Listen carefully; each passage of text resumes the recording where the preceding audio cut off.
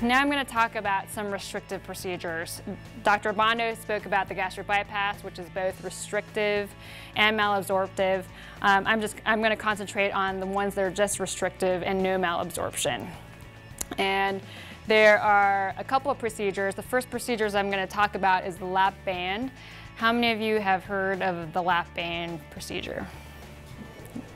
Pretty much all of you. I mean, it's heavily marketed out there.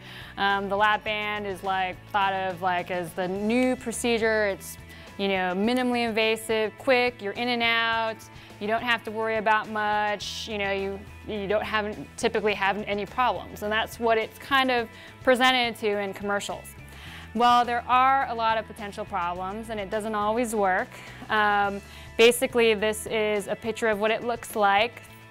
And this is the band sitting at the top of the stomach. And so you're really restricting the flow of food going down into your stomach. What can happen though, is if you try to restrict that flow and you try to have a regular meal, is you start to have reflux. The food starts to kind of go up in your throat. You kind of don't feel so good. If you eat too fast, it will make you feel pretty horrible.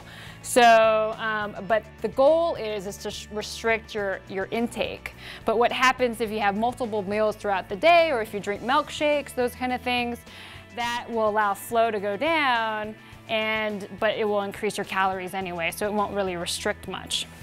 One thing I like to do is kind of show you an actual lap band.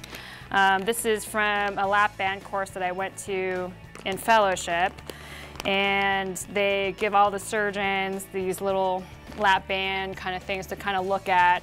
And I thought it would be a nice thing to kind of show you guys and have you feel what an actual lap band is, because it's like this amorphous kind of thing that you don't really know what it is exactly, but it kind of cinches at the top of your stomach. So you can actually feel this. And you can see on the insignia here it says sample, not for clinical use, because a surgeon may want to try and put this in, but it's not very sterile, so they want to make sure that you don't use this, because this is an actual lap band with all the ridges and everything. And incidentally, for surgeons to learn how to place this lap band, it's basically a weekend course. And then you eventually can get proctored, so it doesn't require a fellowship or any further training to put these devices in. So I'll pass this around. There's little chambers in there. Basically how it works is you have a port that's underneath your skin, and those little chambers fill in with fluid, and then it constricts the top of your stomach. And if you need fluid removed, basically you put a syringe, you remove the fluid, and then it releases the pressure around your stomach.